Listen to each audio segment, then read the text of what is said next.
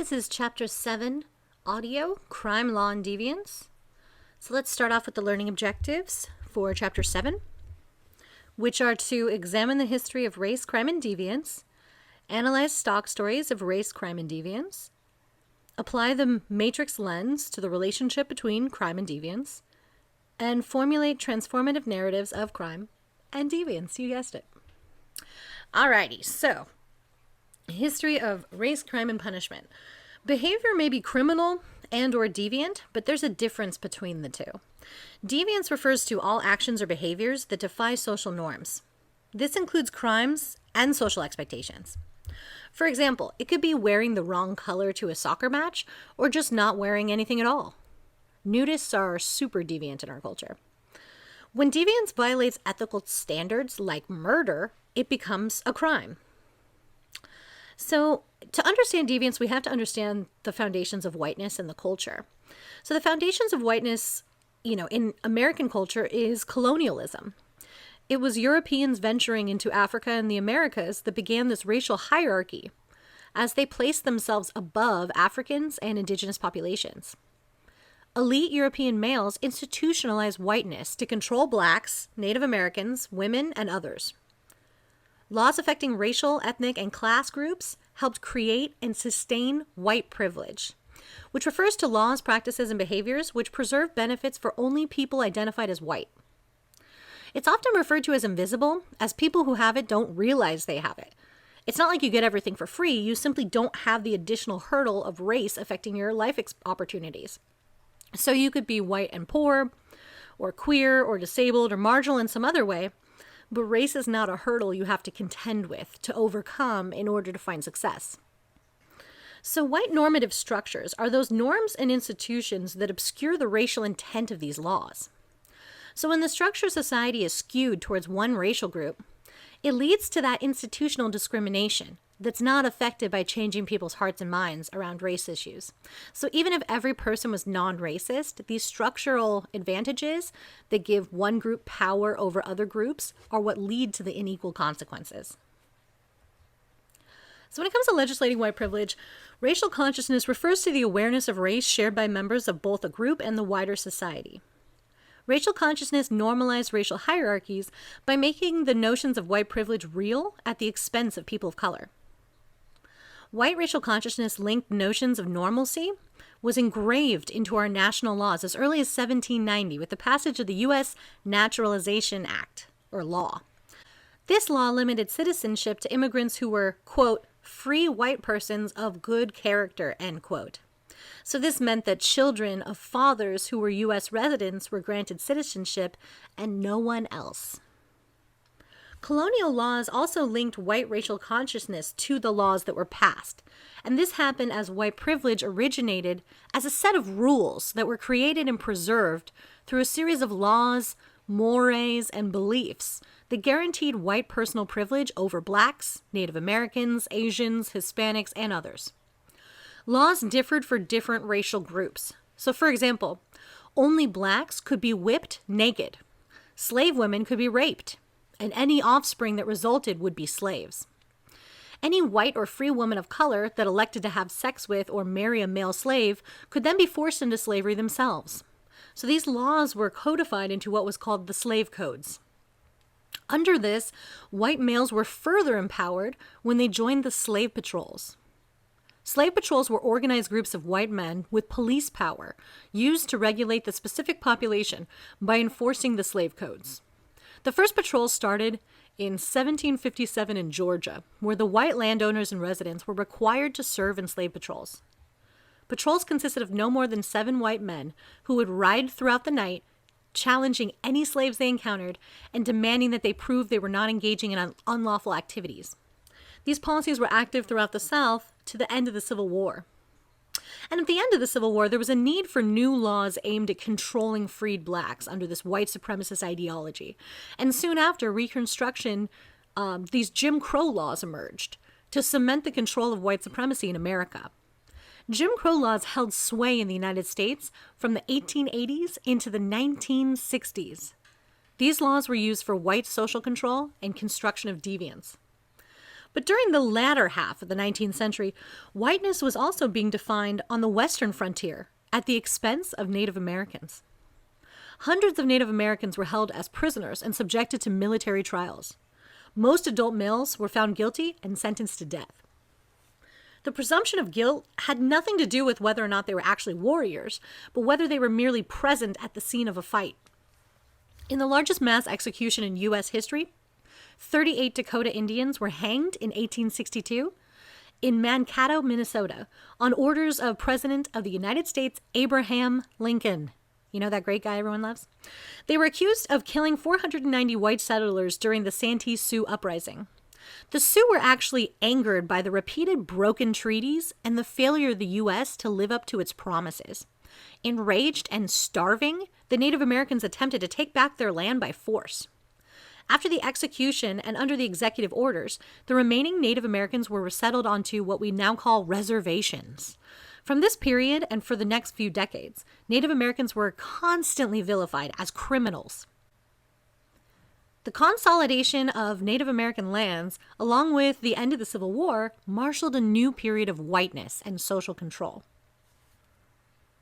We can also see the impact of racialized consciousness in law in the effects on immigration that we've discussed so far in this class. So during the California Gold Rush of 1848 to 1852, the Chinese began to migrate to the United States as labor on large construction projects, such as the Transcontinental Railroad and in gold mining. As gold became scarce, job competition started to increase, and that's when anti-Chinese bigotry intensified. As early as 1862, the state of California passed, quote, an act to protect free white labor against competition with Chinese coolie labor, end quote, to discourage the immigration of the Chinese into the state of California. This act was a reaction by white labor that feared competition with Chinese immigrants. They imposed special taxes on Chinese miners, restrictions on immigration, and led to the forced segregation and creation of what came to be known as Chinatown. Additionally, at the beginning of the 20th century, there was a massive immigration from Southern Europe. A new set of white fears emerged around these immigrants. So Southern Europeans, including the Irish, Italians, Jews, now joined Blacks, Native Americans, and Asians collectively perceived as the principal sources of criminality in American society. So all of this is to illustrate the ways that race and other social hierarchies work their way into the legal structure and definitions of who belongs and who is alien. The legacy of the past is the current inequality. And importantly, we need to understand how this happened so we can legislate moving forward, and we can attempt to not imbue as many prejudicial views into law. So this also connects to a legacy of racial profiling. Crime laws and perceptions of deviance create, reproduce, or produce and reinforce status hierarchies that are based on race and ethnicity. At the intersections of these racial hierarchies are both gender and class. When we look at how deviance is constructed and enforced, we find that people of color are most likely to be racially profiled by the police. So racial profiling is the use of law enforcement and private security to target people of color. It is based upon the perception that certain racial, ethnic, religious, or national origin groups are guilty until proven innocent. While it violates the U.S. Constitution that guarantees equal protection and freedom from unreasonable search and seizure, it continues to be utilized every day. Racial profiling has been a law enforcement tool since the Slave Patrol.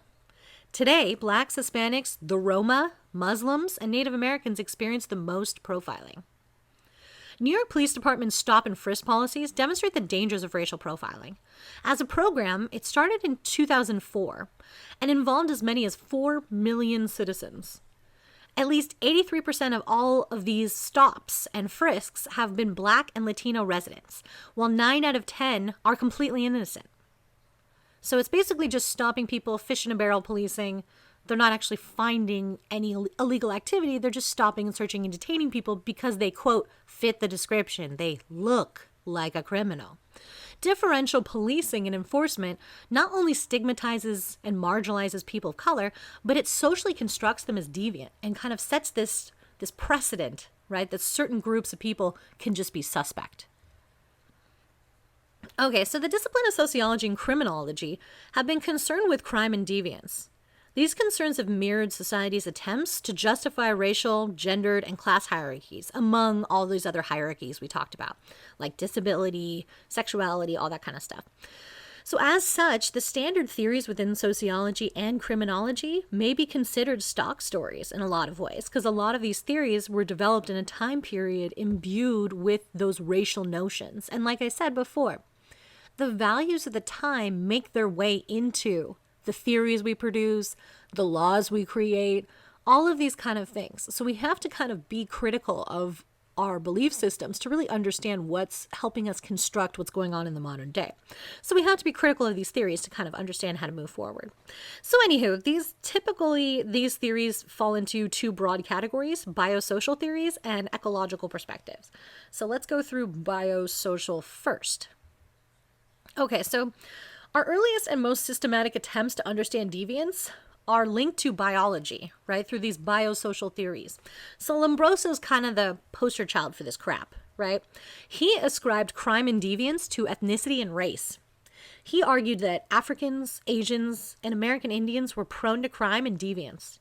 He also argued that biological indicators such as your body type or your brain size were associated with a more primitive form of a human being. So these were signs that someone was likely a criminal. And, if you take my criminology class, we talk all sorts of in depth about how just wacky bananas a lot of these theories were, and how his quote unquote science behind this was really predicated on the racial hierarchy. So Lombroso asserted that all non-Europeans were likely to be criminals because they were lower on the evolutionary scale. So there he's using biological theory of the time, right? When the Darwin put out his Origin of the Species, it kind of changed a lot of people's opinions about how, this theoretical stuff works, how to develop an understanding of crime. So people, it took a minute for them to understand the more nuanced aspects of that theory. So they were basically just saying you could look at a person, and if they have this kind of face, they're a criminal. If they have this kind of skin tone, they're a criminal. If they got like a big chin or a small chin or a big nose or a small nose or big ears or small ears, criminal, right? That literally you could look at a person and be like, you're a criminal. So he was basically saying, again, that all non-Europeans were like evolutionary throwbacks, right? That everyone that wasn't a European was a throwback to earlier man, like a missing link or a Cro-Magnon. And he is the founder of criminology, not because people really believe what he came up with, but mostly because he was the first guy to actually try to study systematically crime in the way that we do today. So that's unfortunate. But anyway, so, a lot of this comes from this idea of biological determinism, right? Which argues that behavior is innately impacted by our physiology.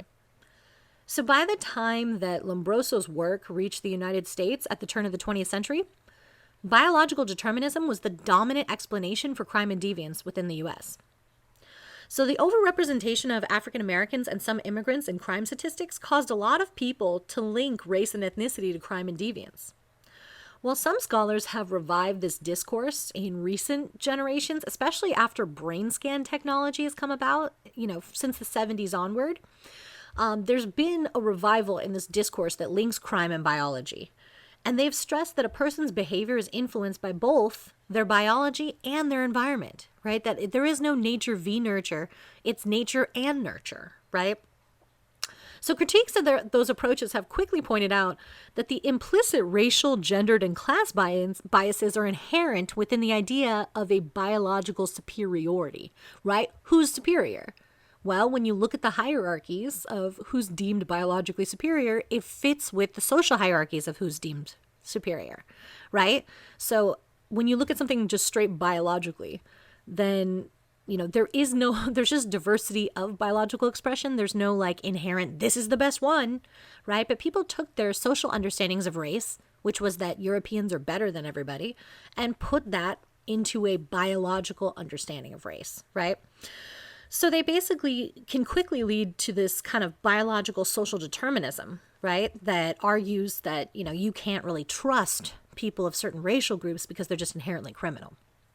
And so the problem with this is it isn't just a theory that happened. I mean, this was a founder of criminology. He really affected not just how much research was done on crime, but a lot of policies involving immigration, right? Which we kind of discussed before, that came down to imposing IQ tests and things of that nature to try and basically say, that people were inherently inferior and shouldn't be allowed, to procreate and all of that kind of stuff caught up with eugenics, right? That we talked about before. Okay, let's move on to the ecological perspectives. So the ecological perspective on crime and deviance. The ecological approach situates human behavior within the social structure that's external to an individual. So they say that the cause of crime is actually found in the community, that structure in which people live and interact. So community members interact to create or recreate the conditions that account for criminal and non-criminal behavior. So several theoretical strands derive from the ecological approach to crime and deviance. One is social disorganization theory. I don't know why I said it like that, but I tried, which links crime to neighborhood ecological patterns. So place matters, and differences in crime rates are often explained by structural and cultural factors within communities. So for example, large levels of immigration and migrations can produce rapid community changes. And those rapid changes may then lead to either disruption or breakdown of the structure of social relations or values in that particular community, which can then result in the loss of social control over individuals and group behavior.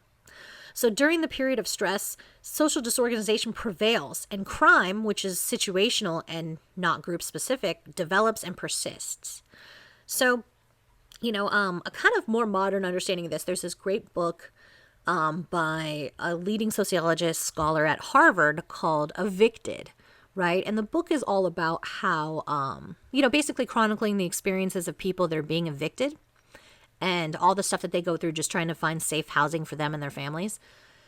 And what's interesting in the book, the point that he really tries to make, the takeaway, is that the reason there's so much crime in some inner city areas is because if you parallel the incredibly high rates of eviction with the crime rates, you see that how can people actually invest in their community? How can they watch out for their neighbors? How can they, develop the kind of rapport where you would call the police because you see someone breaking into your neighbor's house? If you don't know your neighbors, if your neighbors move all the time, if people are getting evicted constantly, then you don't have that kind of community structure to help support and defend the community against crime. So it's interesting how sometimes those the social disorganization comes from the structure of those laws and things that can disrupt a community, whether it's a large flow of people into a community or really a situation where people are every 3 to 4 months being evicted, having to forcibly move to somewhere else and never being able to kind of form that larger community that, defends itself from a lot of these crime problems. So then crime is basically given a place to thrive, right? So rather than community, though, some theorists begin to conceive the culture as the nexus for deviance. So different levels of crime among groups arose from differences in morality, right? That's what some people argue. So differential association theory elaborates on this perspective by proposing that differences in criminal involvement among different groups results from their different definitions of criminality. Right? So the culture of poverty theory is kind of different than this, right? Differential association is saying that's the one that's basically like when your parents say you don't want to hang out with the wrong crowd, right? That's kind of differential association, that when you hang out with people that normalize crime, that you normalize crime as well. Just in the same way, if you hang out with people that normalize underage drinking, then you're more likely to underage drink, that kind of thing, right? So the culture of poverty theory is different. It says that poverty as a set of choices. And again, sorry, if you've ever experienced poverty, you know that you're like, no, I think I'd rather live in a mansion. I'd rather not be poor. But anywho, you're just choosing to be poor, according to culture of poverty. So basically, they're saying that it's just that unwed mothers perpetuate crime and deviance and other pathologies across generations because they don't have a male role model and they're just choosing to have kids. But again, it's so much more complicated than that. So we'll get to the criticisms in a moment. But anywho, so they argue that the process produces children that are morally deficient and more apt to commit crime. And that then in turn produces more unwed mothers and unwanted children. But of course, this perspective completely ignores the structural inequities that underlie poverty, right? The terrible education you get if you live in a poor area, the lack of social services and resources to get yourself out of poverty, and just the kind of extreme alienation that comes from being that marginal, from being thrown away by society, that kind of makes you not want to, like, buckle down with your books, especially when no one in your community is successful because they have a college degree. The people in your community that are successful are because, they sell drugs, or they, have some aspect of connection to the underground economy. Like, that's obviously not going to be a situation that promotes a lot of college attendance. And again, college, you have to pay for it. So how do you pay for it if you're poor? Like, a lot of these things, without understanding the structural barriers, things like culture of poverty, these arguments, basically just victim blame the poor. They say, hey man, if the poor weren't so pieces of crap, they wouldn't be poor, right? But that's obviously not the case, as a lot of people work, 3-4 jobs in poverty, still can't get themselves out of poverty. And that's just the reality of our economic system, right? All right, moving on to broken windows as well, another one. Their theory argues that a significant way of decreasing serious crime is to halt vandalism. So it comes from research on physical buildings. So let's say you want to go tack some piece up on a wall in your neighborhood. You go back the next day and it's painted over.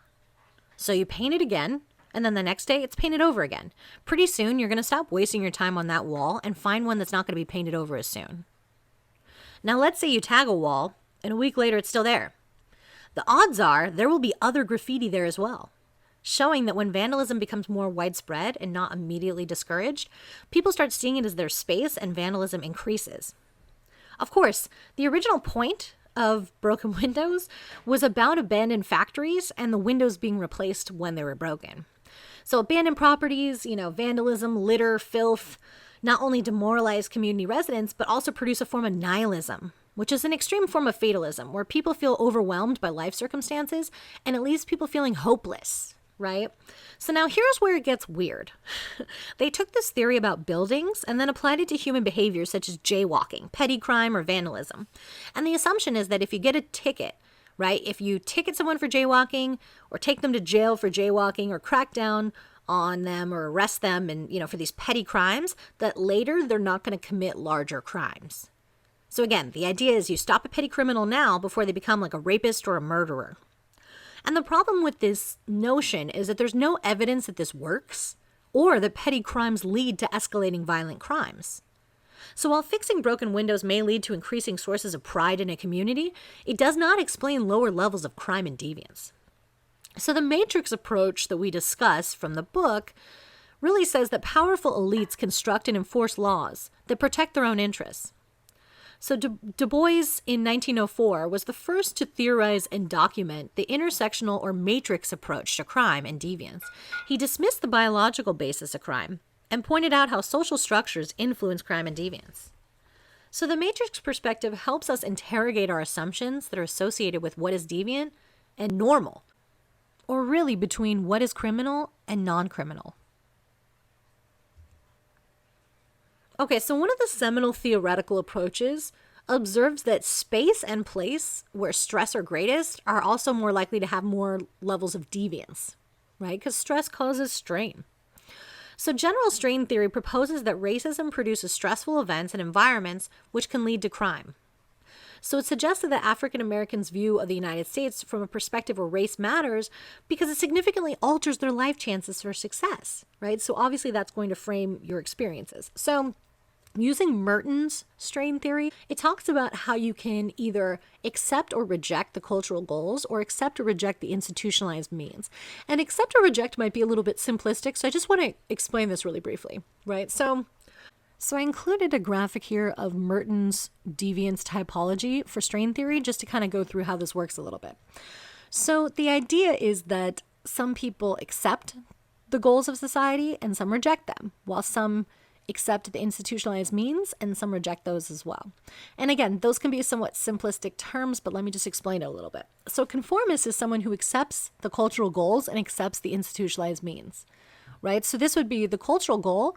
What is the cultural goal of the U.S.? Like, what is it that we want in America? What's the American dream? Money, money, money, money. And then the institutionalized means, like, what are you supposed to do to get that money? Well, you're doing it right now. College, right? You're supposed to get like a degree and internship and go work at some crappy job. Boom, career, right? Conformity. So there's that, right? That's one. You accept the goals, money, and you accept the means, which is like to follow, go to college. So what if you're a ritualist? You reject the goals of society, but you accept the means. So that, again, reject can be a little bit confusing. So for example, my mom, grocery cashier for 30 years. She accepts the institutionalized means of society. She went to work. She did her thing like she was supposed to do every day. But she never got the money because she didn't have a job position that rewarded her efforts, right? So, but ritualism just means you still keep going to work every damn day anyway, even though you know you're not going to get that money. All right, so innovation, I think, is the most fascinating one. And my mentor basically used this as the basis of his book when he was talking about Dominican drug robbers. He basically argued through strain theory that they accepted the cultural goals of getting money and security, but they rejected the institutionalized means, which is college or, getting a good job, not because they were just like, I don't want to go to college, but because they literally couldn't access those same things, right? Because they lived in a poor neighborhood in the South Bronx, so they just didn't have access. Right? So they were innovators. They found ways to support themselves through, mostly through torturing drug dealers, but that's a whole nother thing. You got to read the whole book to understand it. It's called The Stick-Up Kids. But anyway, basically they found ways to meet the American dream goals of money and security without actually going to college and doing that crap. And then retreatism, again, it's not as if people are just like, no, I don't want that. This is often referred to for like homeless people. That these are people that are so far off the grid that they can't necessarily come back from that, right? It's not that they don't want money or that they don't want those other means. They just are so far away from that they've kind of entered this retreatism. And the last is rebellion, which I think is kind of the most fascinating. They have their own goals and their own means. So an example of that could be if you've seen any of those weird HGTV shows, those like tiny homes people that are like, they want to live in like a 400 square foot trailer or something like that. They reject the cultural goals because the cultural goal is like you want the biggest house with a bunch of rooms that you're never going to use and a whole bunch of crap that you're never, you have to basically work yourself to death your whole life to fill your house with a bunch of crap you don't need to fulfill some, societal goal of just having a bunch of crap. So these, tiny home people basically have a different goal, which is that they want to be free from debt. Right? The houses you could work 30 years and still never pay it off versus, some of those tiny homes are like 25 grand. You pay that once and you're done. Right? And their new means of doing it is that, they basically live outside of that grid. They often, let's say they have solar panels or things of that they're not really using the kind of approved societal way to live. They create their new lifestyle separate of that. And there's many other subcultures that could fit that same scale, but that's just one example of how the kind of overall understanding or deep strain theory works, right? General strain theory just talks about how when you're stressed out, you're not your best, you act out, or you sometimes, snap at people. Like think of you always at finals. You're not like your best, right? That's kind of the idea of if you're dealing with poverty and then you're also dealing with racial discrimination and, prejudice every day in your life, it causes more and more stress and strain. And it means people are more likely to lash out. And so that can often lead to situations of either crime or violence, right? And so systematic racism also is an important one to kind of cover with this as well, because this occurs when a system of inequality is based on race and often within institutional settings, such as, we've talked about previously, but is a big conversation in America right now with the police, prisons, court systems. These are often associated with differential outcomes in crime and deviance.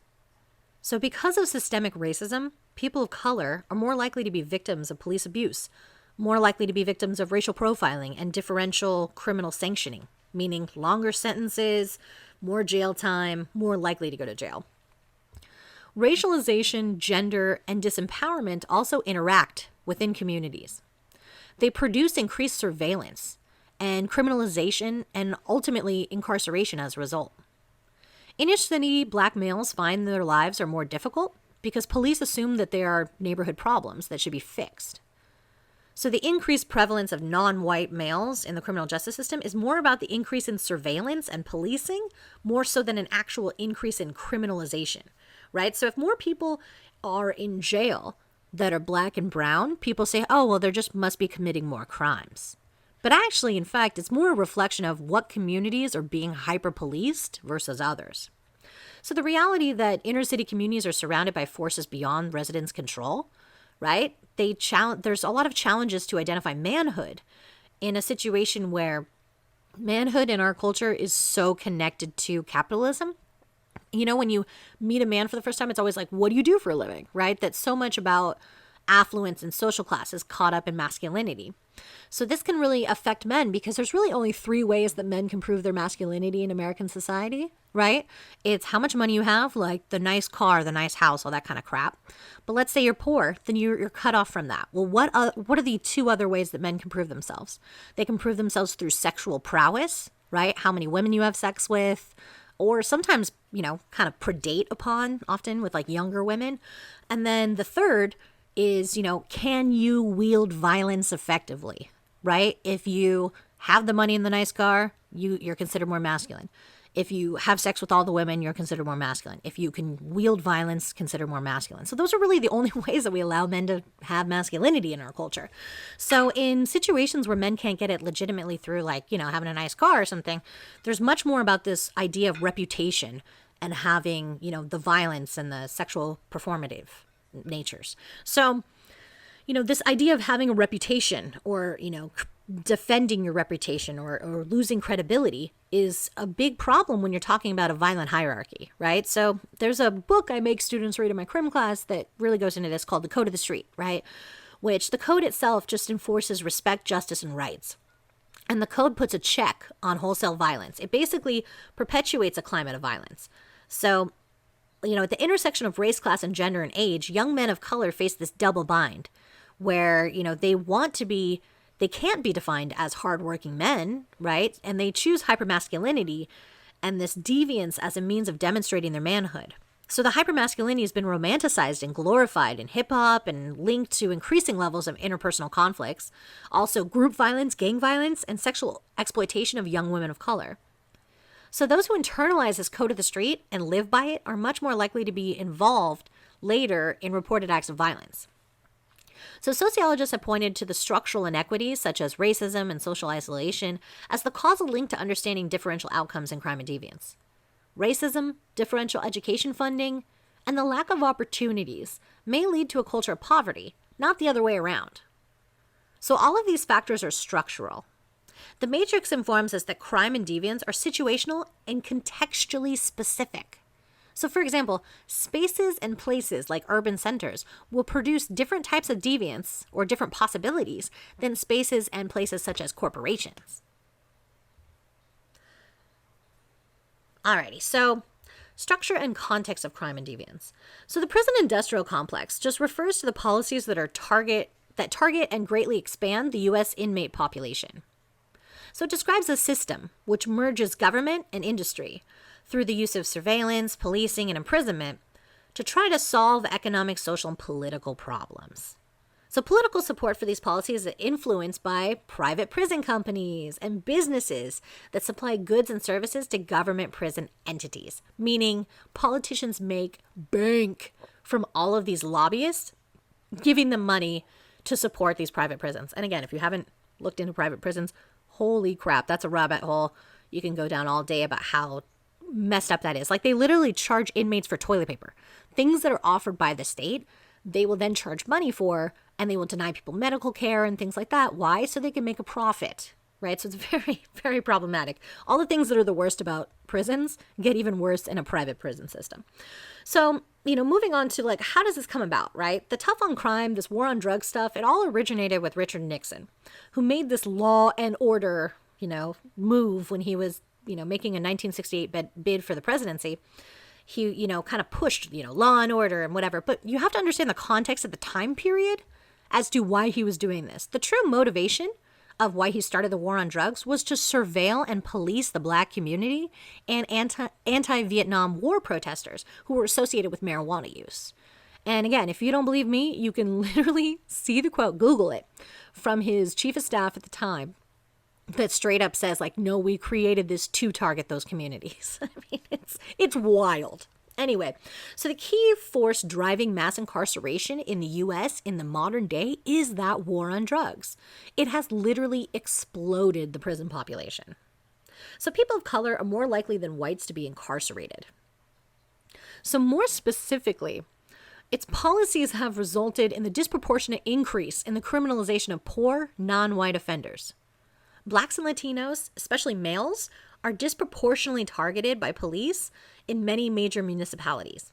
So many states' anti-immigration laws are also thinly veiled disguises for racial profiling laws that, have these targeted law enforcement, which purposely single out select individuals due to their race or ethnic group membership, right? Like the SB 1070, that was the show me your papers law, right? Where they would basically stop people if they thought that they might be an immigrant. And what does that look like, right? There's a very racialized ethnic component there. So race, ethnicity, gender, and class disparities are also found in sentencing outcomes. So men are 15 times more likely to be convicted than women, and on average receive about 63% longer sentences than women. But that's kind of interesting too, because again, women are twice as likely as men to avoid incarceration even when they're convicted. But to use that in context, that's kind of when women are doing gender normative crimes, right? When a woman does something that violates our gender normalcy, then she actually gets a longer sentence than a man would, right? So something like armed robbery, a woman would be considered more threatening because she committed armed robbery, unless they use the girlfriend theory, which we'll talk about in a second. But typically, in those non-normative gender crimes, women will get larger sentences, versus if a man and a woman are arrested for shoplifting, then since that's a gender normative crime for a woman, then, she won't get as long a sentence as a man. So girlfriend theory, again, suggests that women are minor players that get caught up in criminal acts of their boyfriends, which might explain or how and why women are more likely to avoid incarceration. It basically goes back to this idea, some of the feminist theories in criminology, this kind of like patriarchal notion that women are like either too stupid, too weak, or pathetic, or any of that to actually commit crimes, that, they're just kind of like lackeys to men, which of course is very dumb and also not how crime works. But anyway, so again, it has to do with, it's influenced by our gender ideology and the culture that sees women as weak, right? So there are also research that really looks at how the kinds of crimes that women commit on average are typically less severe crimes, so they warrant less severe punishment.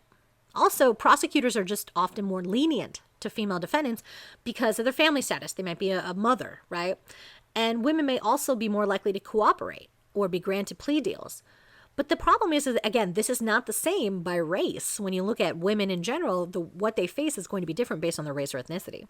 So Black women are 3 times more likely than white female counterparts to be incarcerated, and Hispanic women are about 70% more likely than their white female counterparts to be incarcerated, according to the Prison Project. So, that's extremely problematic. And again, social class is another factor, as drug use among middle-class youth is often ignored completely, while drug use among the poor is highly criminalized, right? So drug use among the middle class is typically more hidden, more likely to be prescriptions, right? Like prescription drug abuse, and thus less likely to be criminalized. So middle and upper class people are also more likely to have health insurance and consequently prescription medication as a result. Also, they're more likely to have the kind of protection of their, social class status, meaning you could get a lawyer to go to jail, right? Those kind of things that's going to discourage police from kind of really going at this person hard, right? And when it comes to the death penalty, in the United States, we're the only industrialized Western democracy that still allows capital punishment. When you look at race within the death penalty, it's not equal as well, right? Hispanics have constituted almost 20% of new death row cases since 2009, right? Research done by Phillips in 2008 documented that Blacks are about 2 times more likely than whites to face the death penalty and 1.5 times more likely than whites to be sentenced to death at all. And currently, about 54% of those people on death row are either Black or Latino, even though they make up less than, basically about 27% of the population. So the disparity is there, right? It's not representational. There's many more people than statistically should be represented in that population. So disparities in the application of the death penalty are obvious indicators of a more deeply ingrained inequality that goes across institutional structures in our culture. So identifying different types of crime. Some types of crime, some victims and criminals have become closely associated with race, class, and gender. So differential labeling occurs when some individuals and groups are systematically singled out and declared deviant by virtue of being in that group. And this derives from social constructions of crime and deviance. So differential labeling is a belief within the U.S. that Blacks, Hispanics, and other disadvantaged groups are more prone to crime, violence, disorder, and welfare. The persistent stereotypes then lead members of these groups to respond in ways that then confirm those beliefs. It's like a self-fulfilling prophecy. So women, particularly of color, then bear the historic scars of being, marginalized, being denied opportunities, but then also being labeled whores, gold diggers, dykes, all of these negative, racialized, sexualized notions to try to belittle and diminish them and all of their hard work that still keeps them stuck in poverty. Right? So it makes us much more likely to associate racial minorities with crime. And this can also lead to police brutality and unlawful use of force, which is a huge social problem. Another issue connected to race, and crime is hate crimes. So these are defined as the use of violence and intimidation to further stigmatize and marginalize disenfranchised individuals and groups. So in 2014, the FBI reported that law enforcement agencies across the country had a total of 5,479 hate crimes in just 1 year. About half of those crimes, 47%, were racially motivated. Others included sexual orientation, religion, ethnicity, gender identity, disability, and gender. So the use of violence and intimidation to further stigmatize and marginalize disenfranchised people has taken place throughout history and is something that we've never really accounted for. And that's why so many cases of hate crimes still go on every day. Violence against women, another important problem within our society when it comes to crime and deviance. So race, class, and gender have also provided a rationale for targeting select groups for victimization. Among women of color, sexual abuse has been used as a means of social control for generations. The most common violent crime on college campuses involves the rape of women. 1 in 6 women report that they've been either victims of attempted or completed rape. And 1 in 3 women in their lifetime will be sexually assaulted. Of the 17.7 million women that fall into these categories, Native American and mixed race women are the largest group. Since many rapes go unreported, the figures are actually much, much higher. And just side note, why do they go unreported? Well, because we stigmatize women when they come forward. We say, well, what were you wearing? What were you doing? Why'd you go there? What'd you do? Blah, blah, blah, which is so different than other crimes. Like, let's say you get carjacked, right? They're not like, well, why were you driving that nice car? What did you think was going to happen, right? They don't question, like, are you sure that person stole your car? You didn't just, like, give them your car, right? Or, like, you get mugged, right? They're like, well, you shouldn't have worn such a nice watch. You were asking for it, right? Things like that. We don't do that. We're not like, oh, well, you were drinking. That's why you got mugged. That's your fault, right? We don't do that with other crimes.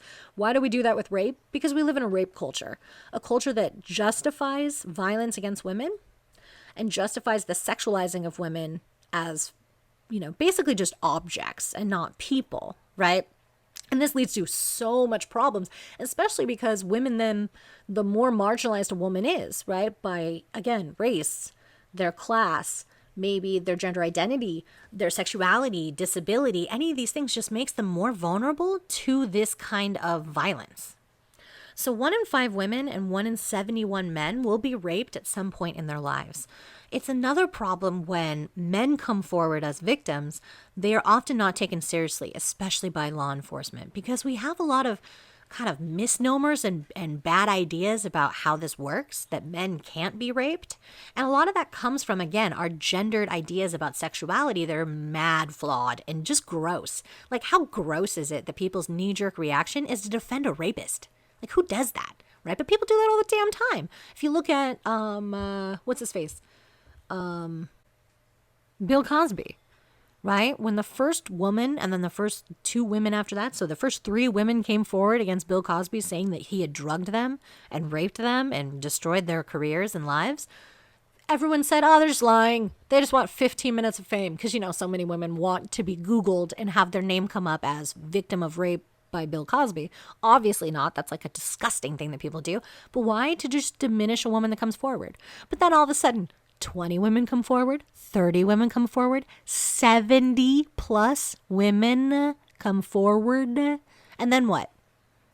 Do those first three women get an apology for being called whores, for being said that they just wanted 15 minutes of fame? They were trying to take down a strong black man? No one apologizes. They just go on to victimizing the next person and to attacking the next victim that comes forward, right? Like as we saw with Christine Blasey Ford. I mean, it's incredible, but our culture defends it. And so for male victims of rape, it's very problematic for them to get justice because we have this idea that men can't be raped, that they are in control, that the power dominance of sex is that men dominate women. And very creepy heteronormative stuff, right? But in reality, many men are victimized. And if they come forward, they are often mocked even worse than female victims and face even less opportunity for recourse. So this is a problem that we have to take seriously. And we have to acknowledge that this is a problem. I mean, the FBI definition of rape didn't include men until 1991. That's insane, right? So the fact that this becomes basically an invisible problem because men can't get justice, right? So poverty is also correlated with rape victimization.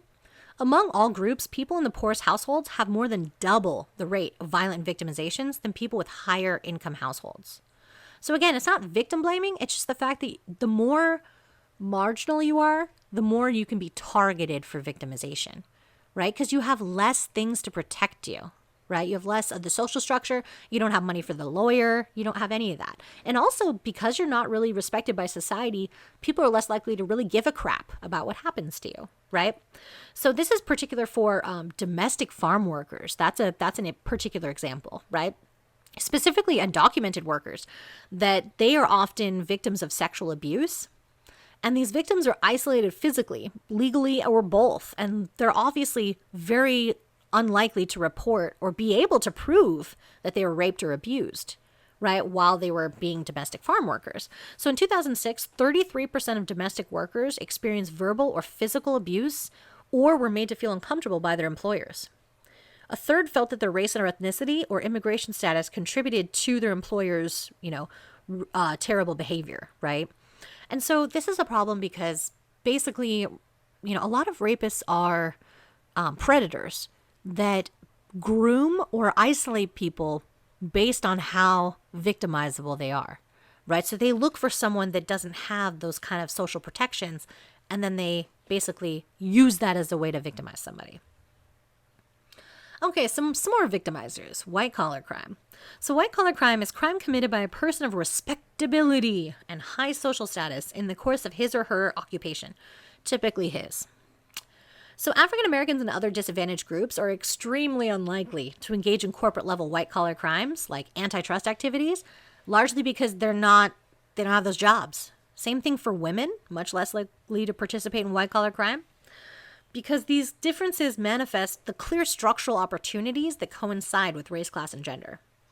So sentencing judges tend to be more persuaded towards leniency by highly respectable and privately compensated counsel, right? You got a fancy-ass lawyer, you're more likely to get off. That's basically what that means. According to research in the book, judges are more likely to be swayed by histories of philanthropy and community service. Oh, rich jerks. Rich jerks. A lot of these jerks only do philanthropy, not because they care so much about the community, but because it actually is a tax write-off for them. It saves them millions of dollars. And we're like, wow, good for them, right? So when prominent offenders like large corporations like Rite Aid, Xerox, Kmart, when they commit these crimes or, what was that bank? It's going to kill me right now that I can't remember the exact bank. The one that was money laundering for Mexican drug cartels. And they gave them like a $2 million fine, which is like less than one day's operating profit. And you're like, oh, that would really discourage them from literally money laundering for drug criminals. Ah, good times, right? But see, the problem is that these things then just facilitate that inequality. So this demonstrates how race, class, and gender impact our notions of deviance, because rich white men can literally destroy the entire world's economy and not see a night in jail, while a poor person in possession of a small amount of marijuana can receive years behind bars, compounding their marginalization further. So banksters are a term that combines banker and gangster to illuminate how criminal these manipulative, greedy opportunists are. The worst part of the financial crisis was not one single person was found guilty or held accountable for their crimes. According to Dennis Keller, the CEO of a consumer advocacy group, he said, quote, "Banks don't commit crimes, bankers do. And until bankers are punished individually and significantly, the crime waves on Wall Street are going to continue." Okay, so transforming the narrative of race, crime, and deviance. So how people perceive themselves, particularly youth, is often framed by the media. We do not often see positive portrayals of youth or their communities. The effect of a steady stream of negative reporting on crime and violence associated with inner city areas is rarely considered. So without counter stories, the pictures that many youth have of themselves and the pictures others form are negative, deviant, violent, and that's all being reinforced by the media. So the Matrix lens alerts us to the reality that groups and individuals throughout the American narrative have been quite effective at both resisting and surviving these oppressive systems. So protests can help achieve this aim through active social resistance. And resistance is just the conscious and unconscious attempts by individuals and groups to challenge the dominant values of society. Scientific advances have also changed the criminal justice system, as DNA evidence is being used to exonerate innocent people who've been falsely convicted of crimes. A group called the Innocence Project has been tracking cases associated with exoneration after DNA evidence is assessed, and over 17 years, they've been able to track cases that have a total of 344 convictions overturned. Among those 344 cases, 20 were death row. On average, they served 14 years, but were innocent of all the charges. Of these, 215 were African American, 105 were white, 25 were Latinos, and 2 were Asian Americans. So this shows that there have been many people who are wrongfully incarcerated, some who have been put to death and later exonerated, while others have spent decades behind bars before DNA proved they were innocent. Some state legislators are now proposing alternatives to incarceration. So in 2010, the U.S. Supreme Court ruled that sentencing juveniles in homicide cases to life without parole was both cruel and unusual punishment. Judges are now looking for more creative ways to both hold youth responsible while at the same time diverting them from prison. So community service has replaced incarceration for many youth. This allows youth to evaluate their behavior and gain a better understanding of how their actions can impact others in their communities. The next part of the solution requires us to invest in alternatives to detention and incarceration. Most criminal acts are drug-related and tend to be nonviolent, which are termed victimless crimes. And so this reality has prompted some to argue for clemency for nonviolent drug offenses and providing instead community-based drug treatment, life skills training, literacy training, education and job skills training, all of which have been highly successful at dealing with drug issues. Because it's something that has to be, thought about. In other countries, the way they deal with drugs is a health issue. In America, we deal with it as a crime issue. And so we lock up people because they have drug addictions instead of, maybe giving them psychological counseling to help them unpack why they're self-medicating with drugs in the first place. Like, what is it that's underlying that emotionality that leads people to that place? So any remedy to the system that we have now has to take into consideration individual agency. That just means that people make choices, including the choice to commit crime. Neither crime nor deviance is caused by race, ethnicity, gender, or class, or any of those other isms we've talked about. These choices are affected by our environment, by our history, and by structural inequities. So the prevalence of one type of crime is determined by the resources available within a particular community, institution, or situation. So the kinds of choices people make. While society can't force individuals to make different choices, it can hold them accountable and provide effective alternatives to deviance. Even for those currently caught up in deviance, alternatives to detention have been demonstrated to effectively deter further criminality. And that's the real key there, right? You want desistance. You want people to stop committing crimes. So these include suspended sentences, probation, fines, restitution, and community service. So this impacts the kind of choices that we make. And so we have to shift away from an individualist approach that defines the specific individuals and communities as in need of fixing. Using the matrix lens, we have to understand that some differences in life outcomes are really rooted in structural inequities. The matrix lens does not present people, communities, and groups as victims, though they might have been victimized. It projects them as agents, as people who not only know what's available to them, but also know what obstacles they have to overcome to achieve their goals.